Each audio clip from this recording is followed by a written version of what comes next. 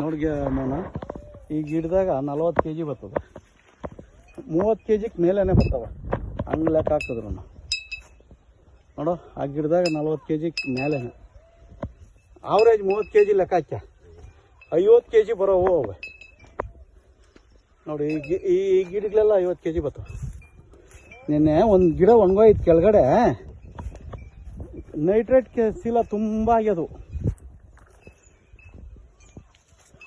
500 kg ಮೇಲೇ 1.5 ton ಆಯ್ತಾ, 500 gram ಮೇಲೆ. ಮೊನ್ನೆ ಒಂದು ಕಾಯಿ ಕಿತ್ಕೊಂಡೋಗಿ 10ನೇ ರಾಘವೇಂದ್ರ ತೂಕ ಹಾಕಿತ್ತು ನಾವು. ಅಂದರೆ ಅದು ಯಾವುದೋ ಒಂದೇ ಒಂದು ದಪ್ಪ ಇತ್ತು, 680 ಗ್ರಾಮ್ ಬಂದಿತ್ತು.